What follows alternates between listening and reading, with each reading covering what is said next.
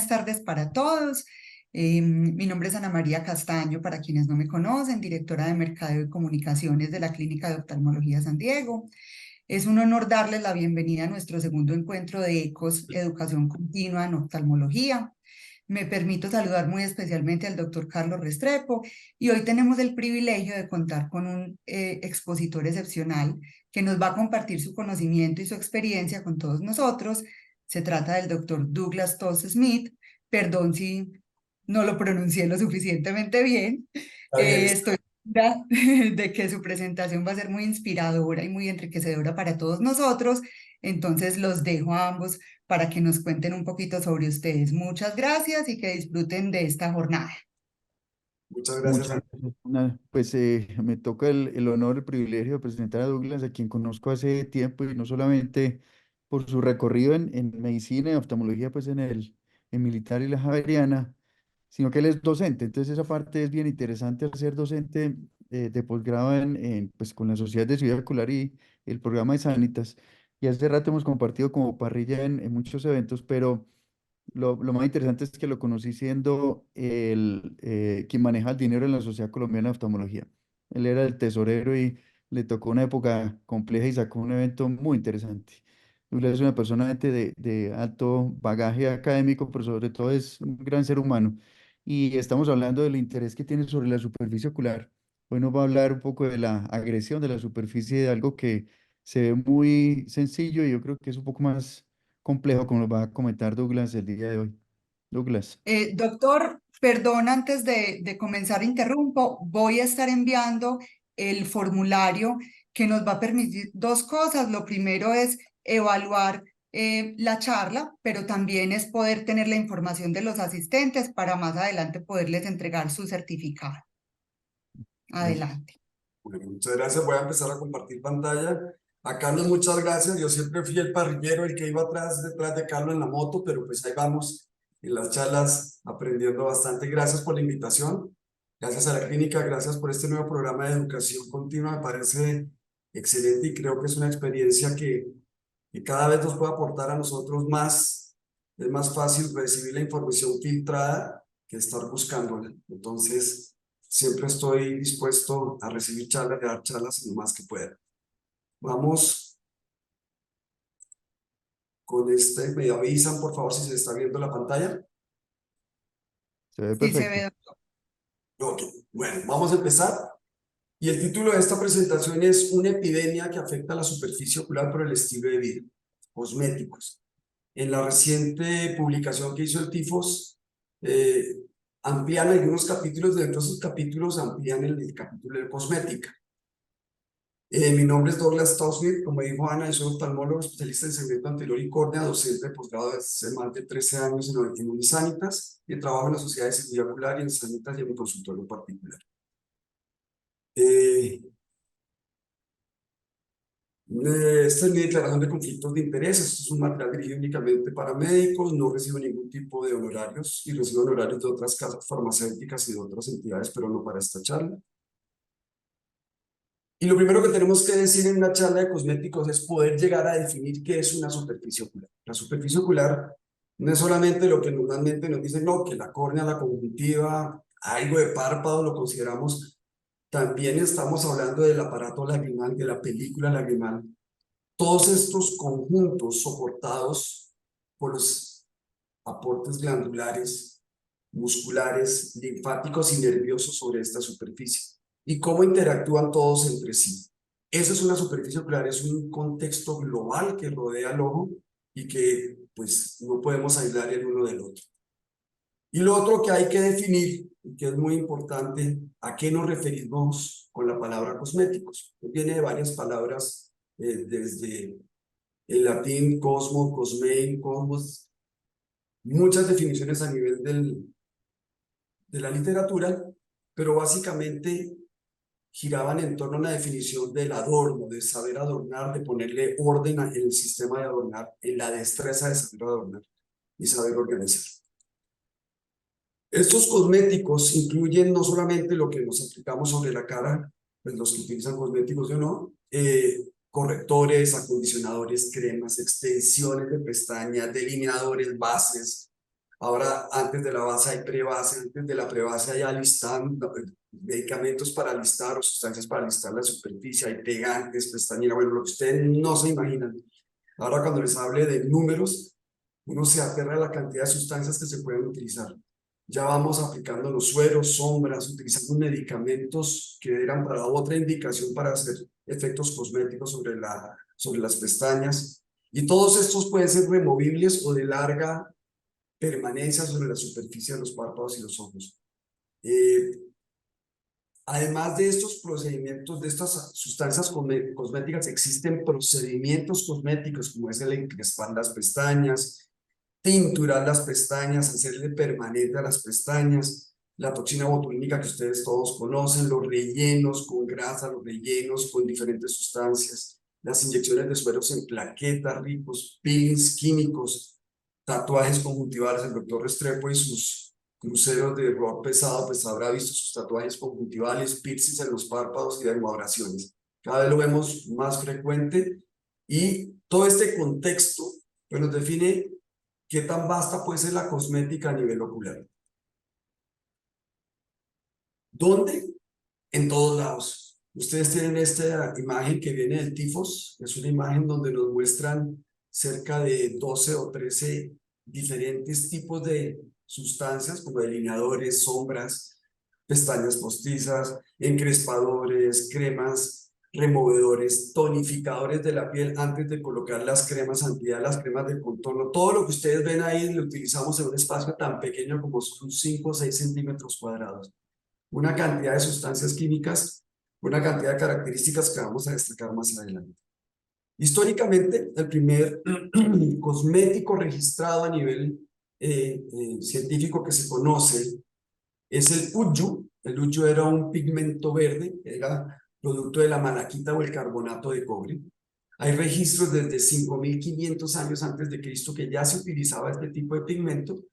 Era considerado algo estético solo para los reyes y los de la realeza, no se utilizaba para todo el mundo. Y básicamente era un adorno, pocas veces se usaba el color verde, pero se usaba para los reyes.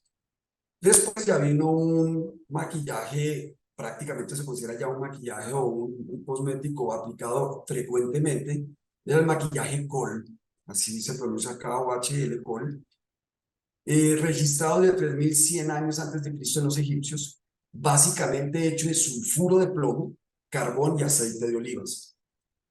¿Por qué lo empezaron a usar? Los registros principales de esto eran básicamente para protegerse del medio ambiente y de las plagas. El hecho que tuviera aceite de olivas generaba unos vapores y algunas esencias que evitaban que las plagas se pegaran a las conjuntivas y a las secreciones de las lágrimas, como las moscas que ustedes ven en los niños en el África.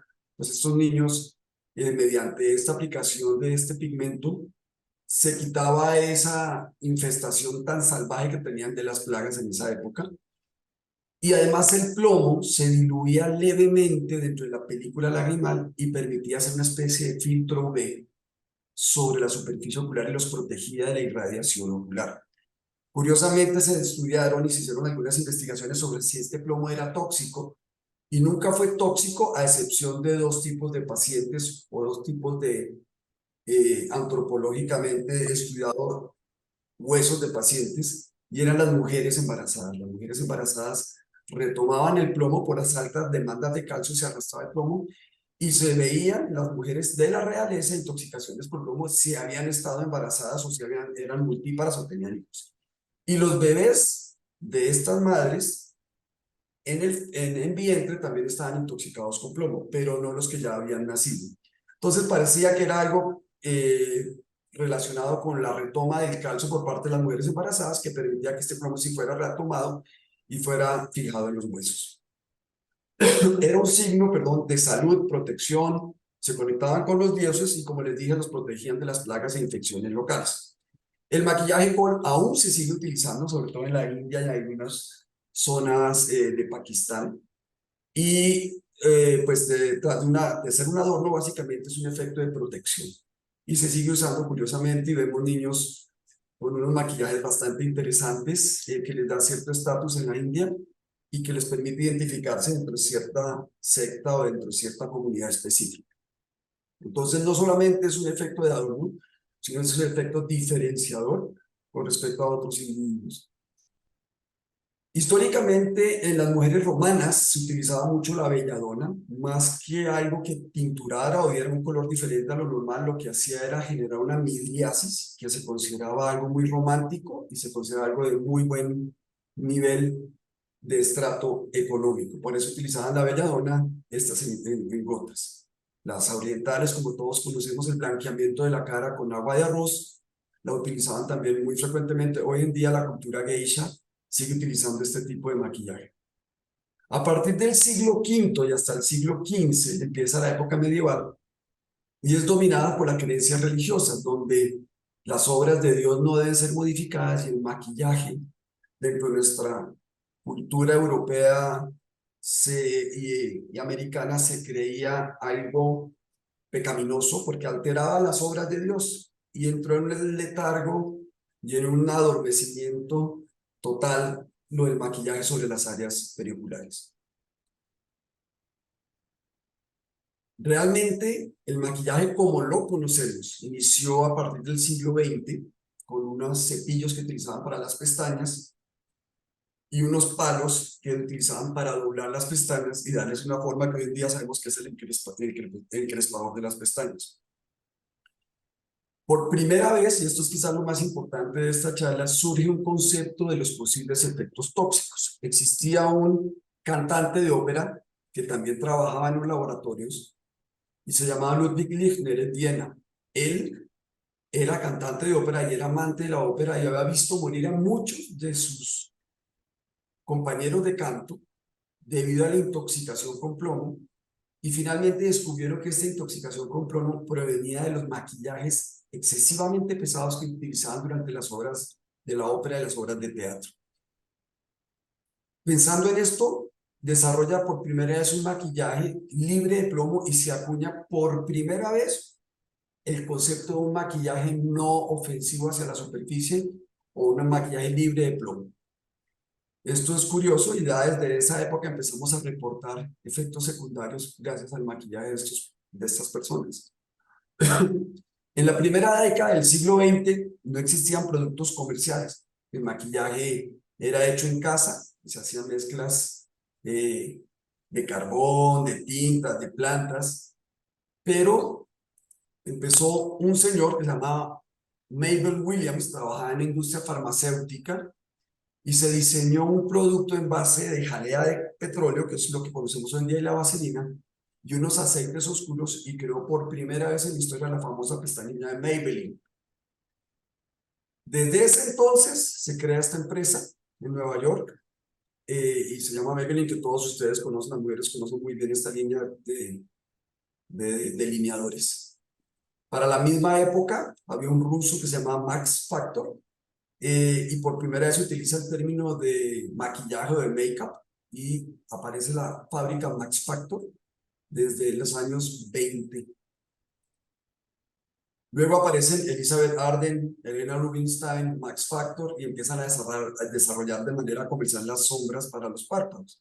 Entonces miren desde cuánto tiempo hace, más de 120 años utilizando maquillajes de tipo comercial y las marcas que persisten y que aún existen y que aún son muy, muy rentadoras a pesar de los cientos de años que llevan en el mercado.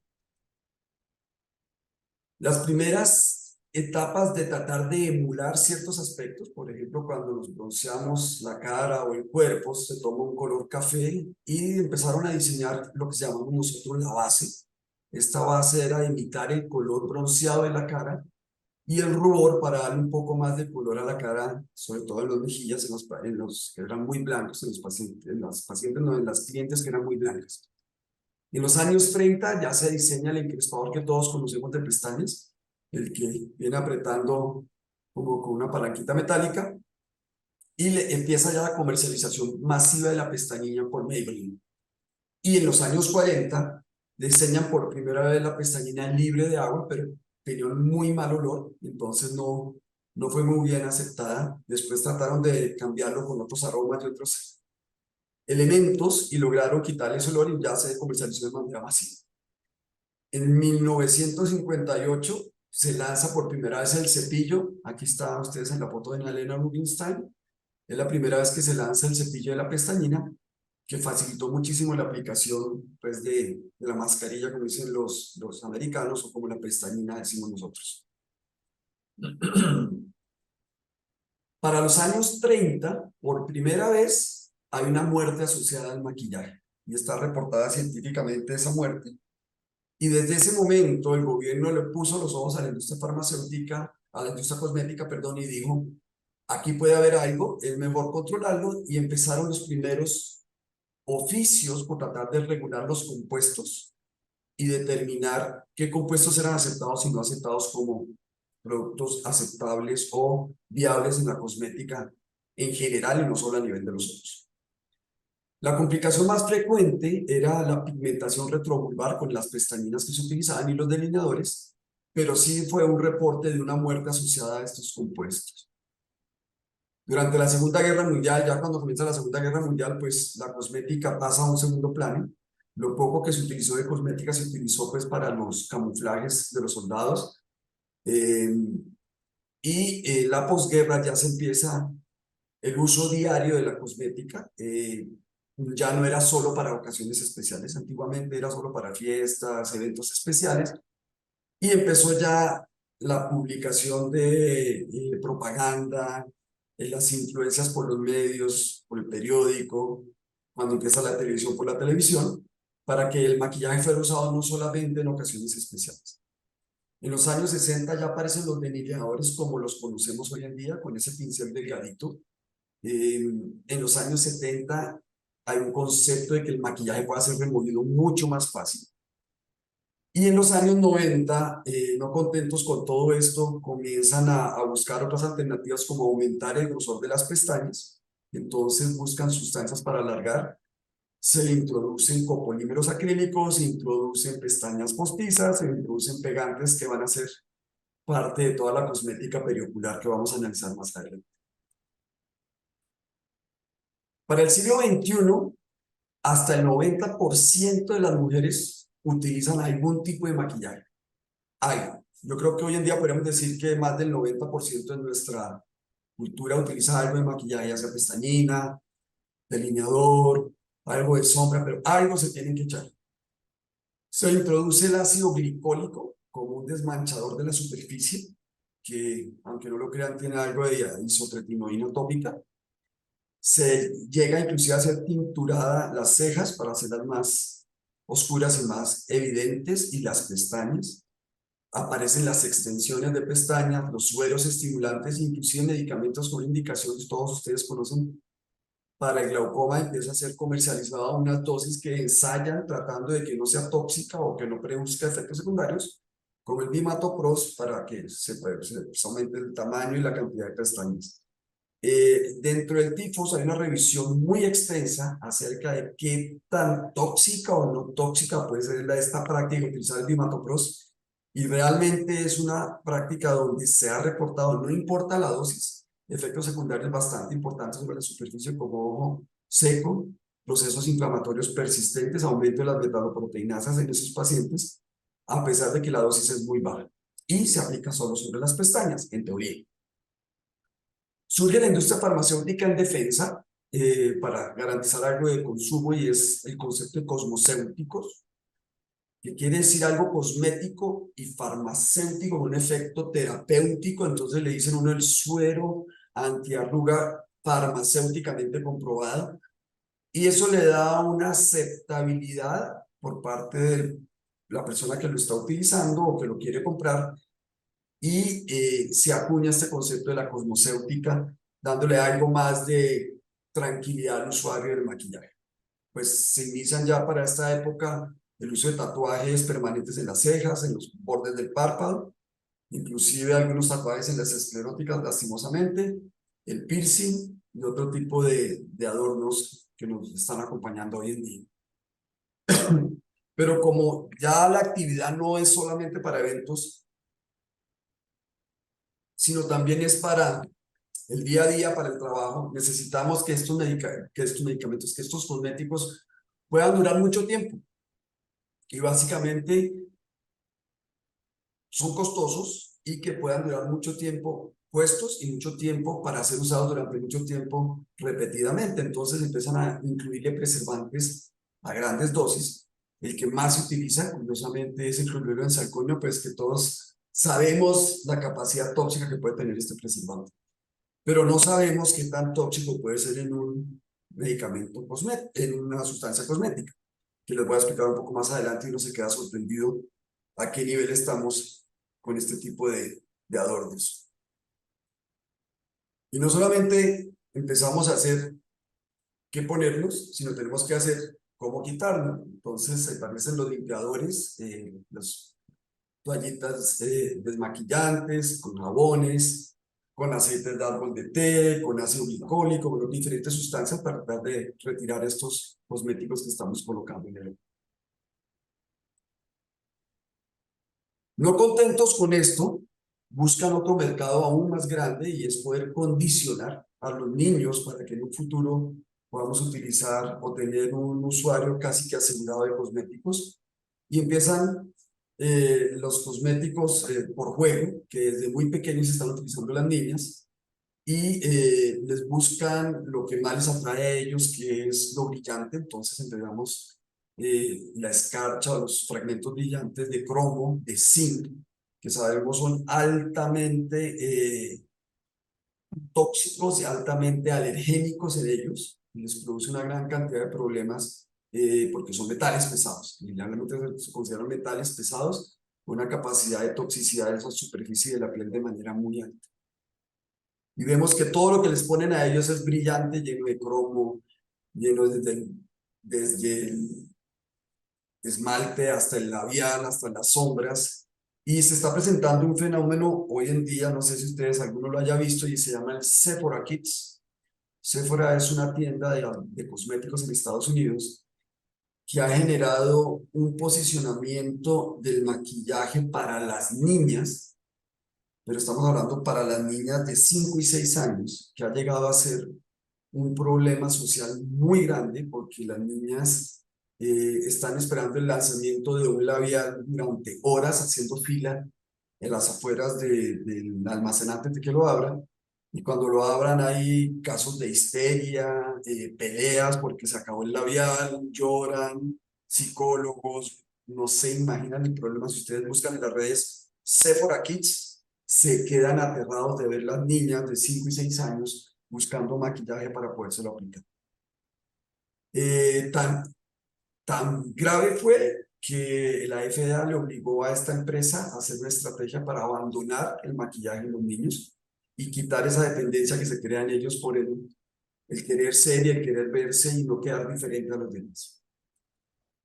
Por edad también hubo una diversificación del maquillaje. Empezaron a utilizar en los pacientes de cierta edad ya maquillajes especializados en el contorno de ojos, antiarrugas, que para que no se enarmen los ojos, el ácido glicólico para el pelaje de la piel, el desviamiento de la piel de carácter químico, para tratar de mejorar esas manchas propias de la edad y de la exposición al sol.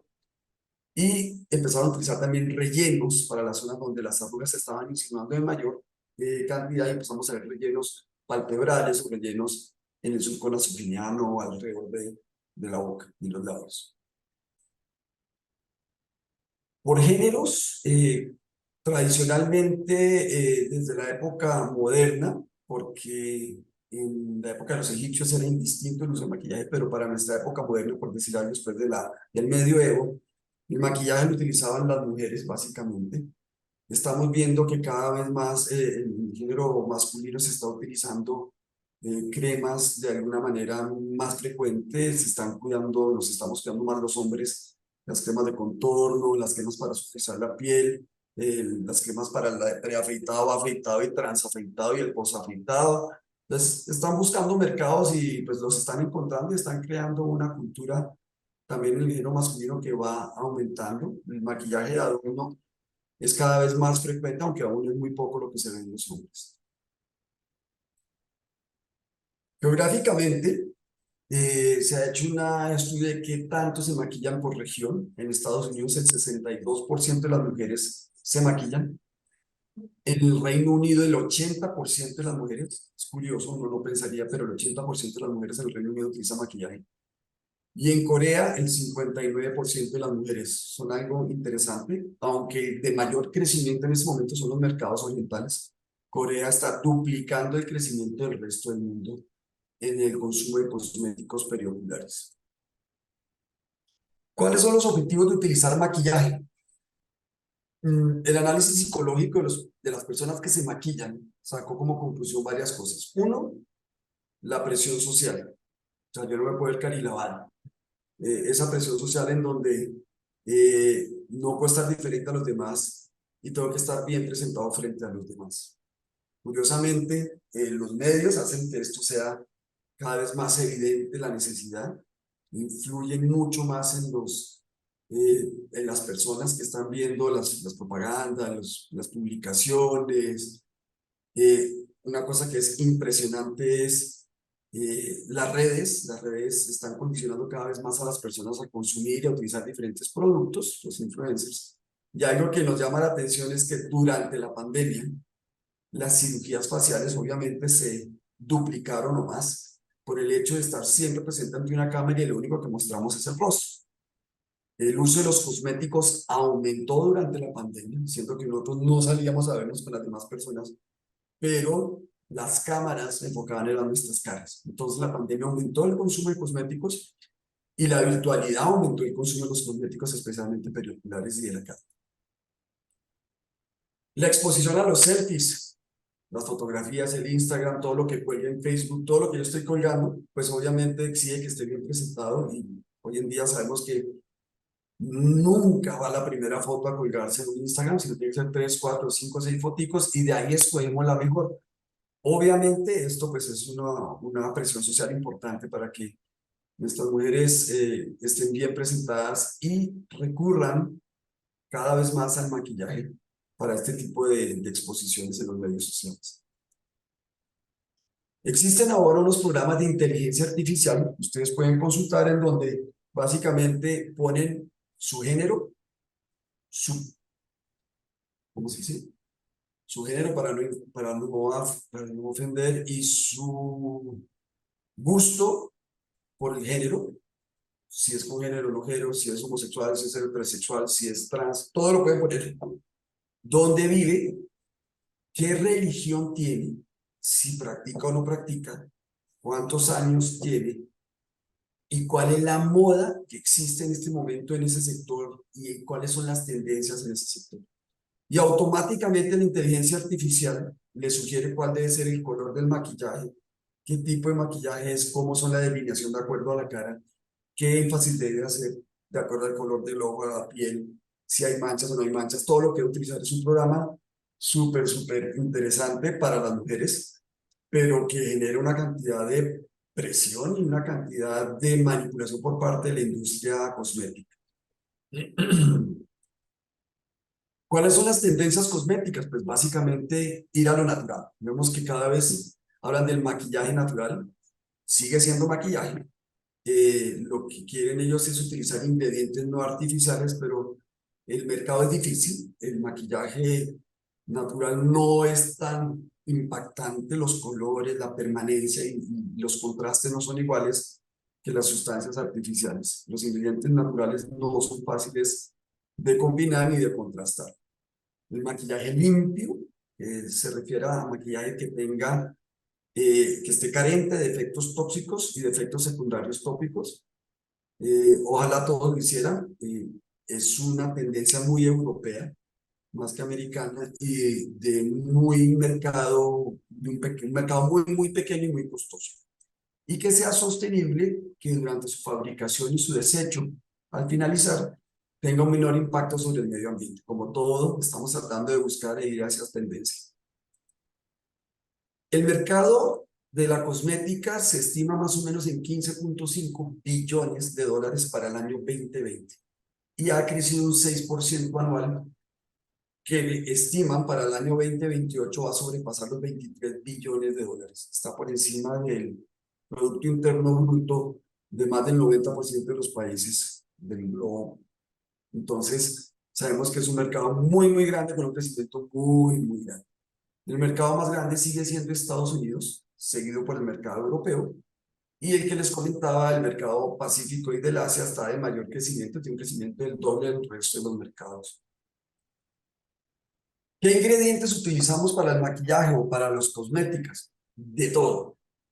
Les voy a empezar a enunciar algunos: abrasivos, absorbentes, antimicrobianos, antioxidantes, estabilizadores de pH, colorantes, emolientes, emulsificadores, balanceadores, formadores de película, los preservantes, sustancias protectoras de la luz ultravioleta. Ustedes creían que lo del plomo era una locura. Hoy en día, muchos de esos sustancias que se aplican alrededor de los párpados tienen cromo y tienen zinc como reflectores de la luz ultravioleta, acondicionadores de la piel, solventes, sistemas surfactantes, anticraquelado para que la grasa que se aplica no se craquelea, sino sigue siendo viscosa y brillante, antiespumantes, antiestáticos, en fin, lo que ustedes no se imaginan. Casi nada, 12.500 ingredientes son utilizados actualmente como productos cosméticos, ingredientes que se utilizan en una o varias de las mezclas que se utilizan. Pero lo más grave es esto: de esos 12.500 ingredientes, solo el 20% han sido estudiados sobre sus posibles efectos nocivos en el área periocular. Eso le da a uno como, wow, ¿qué está pasando aquí? 11 están prohibidos en Estados Unidos. Y 1.300 de esos productos, de los 12.500, están prohibidos en la Unión Europea. O sea que de solo ese 20%, realmente 1.300 están prohibidos en la Unión Europea, el otro 80% no se han estudiado. Y nosotros, pues no nosotros, pero ¿dónde compran su maquillaje? Donde están prohibidos solo 11, o donde están prohibidos 1.300, ¿qué pasa con el otro 80% de las sustancias que se utilizan? Eso nos deja pensar un poquito, ¿no? Nos hace llevar a tener un concepto un poco más crítico sobre el maquillaje hoy en día. Pueden tener efectos alergénicos, carcinogénicos, alteradores endocrinos, inmunosupresores, pueden ser irritantes, mutagénicos, pueden ser promovedores de toxinas y de tumores. Obviamente dañan la superficie ocular y sirven de vehículos para virus y endémodes, que tanto está en boga hoy en día. La práctica de compartir cosméticos es muy frecuente, aumenta el riesgo de contaminación cruzada. Existen estudios donde informan que el 32% de los cosméticos abiertos después de 3 meses están contaminados. Estos estaban contaminados con estafilococo en el 80% casi, y con pseudomonas el 13% de los cosméticos abiertos hace 3 meses. Entonces uno ve muchas veces alguna pestañina metida en una bolsita de muestra médica que lleva ahí dentro de la cartera bastantes meses, tiene una probabilidad del 13% de estar contaminada con pseudomona. ¿Qué preservantes utilizamos?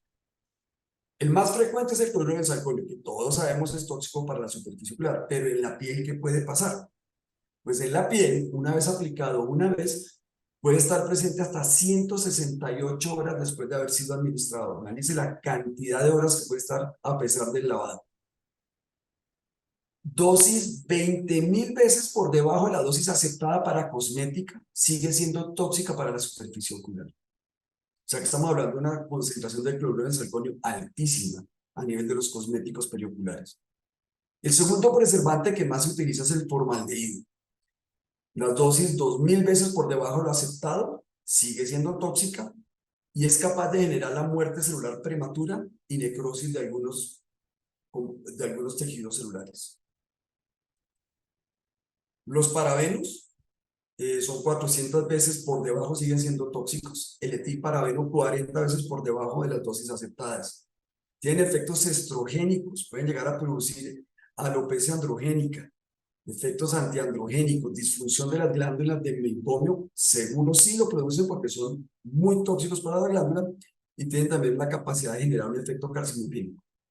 El fenoxietanol es el cuarto en frecuencia, está 10 veces por debajo de la dosis aceptada, sigue siendo tóxico, hepatotóxico y nefrotóxico. Se han reportado casos de hemólisis con este producto a las concentraciones que están aceptadas como cosméticas. La clorofenescina 300 veces por debajo de lo aceptado, sigue siendo tóxico, es sobre todo muy tóxico para las glándulas de meiomio y tiene la capacidad de penetrar la piel. Entonces, esto es otra característica que nos diferencia a los otros preservantes en cuanto a un efecto nocivo. La etilexilglicerina genera dermatitis de contacto, es bastante alergénica. La metil-lisodiazolinona a cualquier concentración es tóxica y no está establecido por parte de la industria cosmética a qué dosis es tóxica. O sea que lo puedo colocar sin ningún tipo de restricción. Sabemos que a cualquier dosis es un medicamento, es una sustancia bastante tóxica sobre la superficie. Otro de los preservantes que ya teníamos algún contacto desde el punto de vista oftalmológico era el timerosal. Es un preservante derivado del mercurio que se retiró de los compuestos oftálmicos básicamente por su toxicidad de superficie. Los acrilatos son aquellos pegantes de las pestañas postizas, permite que se formen las películas del delineador, que no se craquelee, sino que quede con una línea húmeda, que tenga aspecto húmedo y que permanezca así todo el día. Tiene un efecto carcinogénico. Entonces sería interesante poder estudiar aquellos vasocelulares o aquellas cositas que se están generando, si hay alguna asociación con este tipo de sustancias como el acrilato.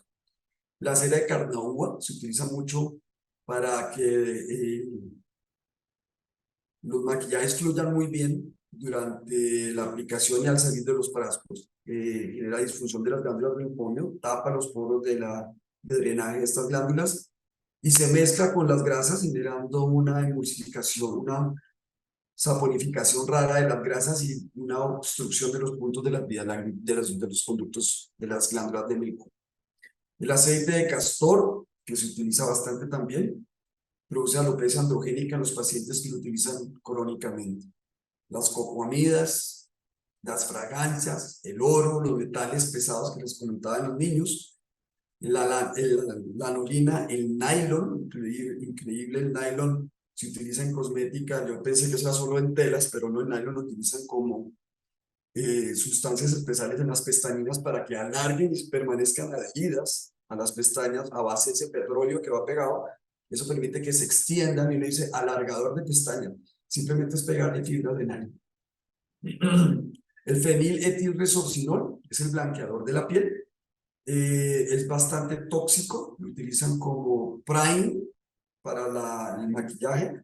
Los pacientes que son de cierto color de piel, las latinas, las negras, blanquean alrededor del ojo para que el contraste sea mayor con los otros colores de la cosmética. El eftalato es un preservante utilizado, está prohibido en Europa, pero en Estados Unidos es abiertamente utilizado y está reportado daños endoteliales, corneales y alteraciones endocrinas por este tipo de compuestos. Los análogos de prostaglandinas que conocíamos y que les mencioné sobre el estudio extenso que hizo el TIFOS, tratando de corroborar si realmente a las dosis tan bajas como las promocionan, que ya no son tóxicas, realmente no tienen ninguna implicación sobre la superficie ocular. Sí la tiene, no importa la dosis, inclusive 10 dosis por debajo de la que está permitida como estimulador del crecimiento de pestañas, es capaz de generar toxicidad sobre la superficie ocular. La isotretinoína, que tanto sabemos nosotros que puso un ojo seco severísimo, lo utilizan como medicamento asociado en el peeling o en los debridamientos perioculares de la piel, las limpiezas profundas y en los removedores de maquillaje. El ácido salicílico también como blanqueador y pues su pH no es nada amigable. El shellac lo utilizan muchísimo, es un compuesto muy apetecido en cosmética, es una goma, es obtenida de un insecto, de un chinche. La goma tiene la capacidad de mantenerse muy estable, no importa la temperatura, interactúa poco con varios químicos, o sea que es capaz de mezclarse con lo que sea sin dañar sus características de goma. Y es bastante proalergénica.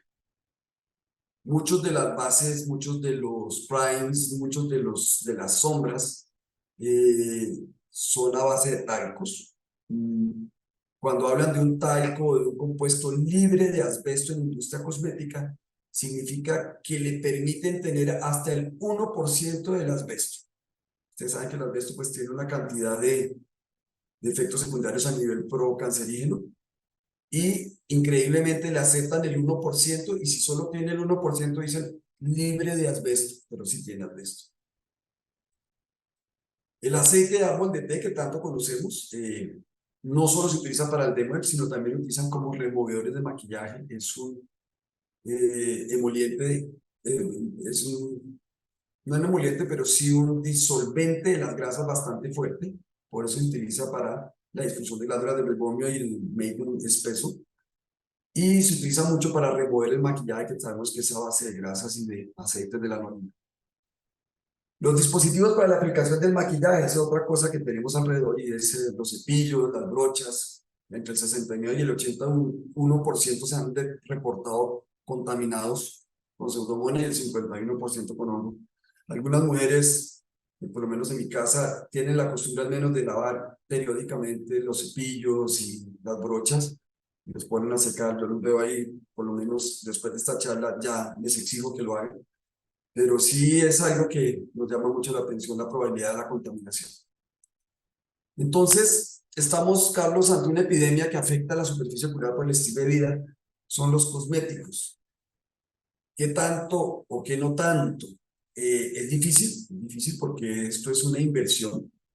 Es una inversión que hacemos por cambiar nuestra imagen o por reforzar nuestros atributos para tratar de ser mejor percibidos por parte del entorno y de los otros seres humanos. Pero debe haber un equilibrio entre hasta qué punto es sano utilizar un maquillaje, en qué cantidad y con qué frecuencia. Eso es un negocio. ¿Cuánto voy a invertir y cuánto voy a obtener por esto? Si lo dejamos presionar de los medios, obviamente nunca va a ser suficiente. El fenómeno de Sephora Kids, creo que lo vean y lo vean en YouTube, es impresionante, es triste e impresionante. De verdad, muchas gracias por la oportunidad, Carlos, de haberme permitido darles esta charlita y simplemente es para destacar un juicio crítico que debemos adquirir frente al maquillaje para educar a nuestros pacientes que lo hagan solo en situaciones especiales que realmente ameriten el uso de un maquillaje. Tratar de buscar los maquillajes que tengan la menor cantidad de sustancias tóxicas sobre la superficie y no despreciar el efecto sobre la superficie ocular que pueden tener estas sustancias, porque nosotros vemos un paciente y, uy, tiene una queratitis y póngase las goticas y no le hemos visto que tiene pestañas postizas, maquillaje, pestañinas, sombras, la crema antiarruga en la base. Entonces, seamos críticos en este aspecto y hagamos un tratamiento conjunto e íntegro en el paciente, disminuyendo esa agresión que podamos tener con los cosméticos. Muchísimas gracias. Douglas, Muchísimas gracias, hombre. Excelente. Y pues cuando la escuché la primera vez me quedé asustado y por eso le decía a varios que es interesante revisar ese tema que a veces se ve tan ajeno y que se ve tan inocuo y pues ahí no muestras todo lo que está pasando. Alguna vez comentaste un foro de superficie ocular bajo dos fuegos. Este es uno más potente todavía, Sí, porque esto. realmente este es un agresor permitido, socialmente buscado y que obviamente tiene un tema económico detrás. 23 billones es mucha plata. Entonces, obviamente no se va a dejar de promover. Lo interesante es lo que decías y lo que puede todo esto con, digamos que con lo económico por encima de la seguridad a veces. Pero parte de nosotros hacer una buena educación. También te decía al principio, de pronto algunos escucharon que bueno de pronto hacer un contrafuego ahí con dermatología, pues que tiene que ver con cosméticos o con alguien como para escuchar el otro lado, a ver qué opinan y obviamente que ellos utilizan varias de las sustancias que bien mencionabas con otros fines, educarlos un poquito. Yo creo que es un tema de educación, realmente se trata de eso. Señor. Es algo que está tomando, estamos ante una ola gigante que es la cosmética. Es frenar una ola, tú sabes que eso es imposible, no hay nada que la frene. Pero si empezamos a alejarnos un poco de la orilla y alejarnos un poco de esta ola, obviamente depende de qué tantos valores y de autoestima podamos infligir y educar a nuestros hijos para tener ese juicio crítico de la cosmética y tener un balance ideal, ¿no? El balance perfecto entre el adorno prudente y la presión social imprudente sobre la cosmética. Otra cosa interesante fue lo que reportabas al final de la importante contaminación de los escobillas y todo lo que se utiliza pues para distribuir maquillaje y tenerlo en cuenta cuando vamos a hacer alguna cirugía de nuestros pacientes. Eso creo que es muy válido y pueden haber recomendaciones tales como hoy tener maquillaje y, o bote todas sus escobillas y arranque con unas nuevas. Los maquillajes creo que deberían tener una fecha de vencimiento muy clara y que deberían ser recambiados cada cierto tiempo y compartir. Eso sí se lo digo muchas veces a los pacientes, es compartir maquillajes, es como compartirse, igual que las gotas, el cepillo de dientes. Eso no se hace y lo hacen mucho. Lo hacen muy, muy frecuentemente. Y lo otro, en cirugía, yo creo que lo recomiendo a mis pacientes desde que estoy ilustrándome en esto es, favor, quitarse el maquillaje para la cirugía, pero no el día antes. Que tengan la costumbre de quitarse el maquillaje desde una semana antes, todos los días, sin que se apliquen más maquillaje, porque los rezagos y los remanentes son muy pegajosos, duran mucho tiempo y no es raro ver un paciente y todavía tiene pestañina en la base de las pestañas y toca uno poner un poquito de opoidón, limpiar muy bien la base de las pestañas. En algunos casos extremos, pues uno dice, no, preferible vaya, vuelva y esperamos otro día. Pues hoy en día ya no lo hacemos porque pues es clavarnos el puñal, pero sí es una costumbre ideal decir a los pacientes, si te ve uno que utiliza maquillaje, hágase una desmaquillada todos los días durante 8 días antes de la cirugía sin aplicarse más maquillaje. Es una costumbre ¿Sabes sana para qué? el tipo. ¿Sabes qué? Sí me parece una buena costumbre porque igual este maquillaje está hecho con sustancias que son pensadas para adherirse, en este caso, por ejemplo, a las pestañas y la pestaña puede guardar parte del maquillaje. Si no se logra salir todo eso, igual no se va a asear bien a pesar que lo haga el día anterior. Buena recomendación esa, Douglas. Esa sí la hago. Bueno, no sé si hay alguna pregunta o algo, Carlos, del público. Pues yo no sé si Ana, es más, quiero escuchar a las mujeres, a ver qué tienen que aportar acá, que creo No, que son las que doctor. más frecuentemente se maquillan, a ver qué dicen. Muchas preguntas y digamos que es un panorama que clarifica muchas dudas y genera preocupaciones también con esa población infantil que pues finalmente sabemos que cada empresa tiene su interés de cultivar ese mercado desde la infancia. Personalmente la pregunta que yo tengo es, ¿cuál sería la recomendación de frecuencia para limpiar esos productos, esas escobillas o ese material que normalmente se usa para el maquillaje? Lo ideal sería ser desechables, pero pues la carga sobre el medio ambiente es muy alta y el efecto del impacto va a ser muy alto también porque el consumo es muy alto.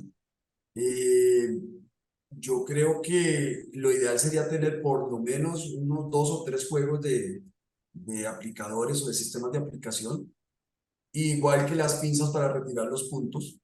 O sea, yo retiro unos puntos, lo utilizo, lo esterilizo de alguna manera, lo lavo, le hago un tratamiento que lo pueda esterilizar un poquito, no tiene que ser una esterilización quirúrgica, pero sí por lo menos una limpieza profunda con buen jabón, buen agua, que estén secos, que no se guarden húmedos y utilizar un segundo kit durante 3, 4 días y estarlos alternando. Creo que es una práctica que nos puede disminuir esa carga de posible contaminación cruzada. Y no solo cruzada, sino la contaminación de los aditamentos. Gracias, doctor. Bueno, no sé, más preguntas por acá.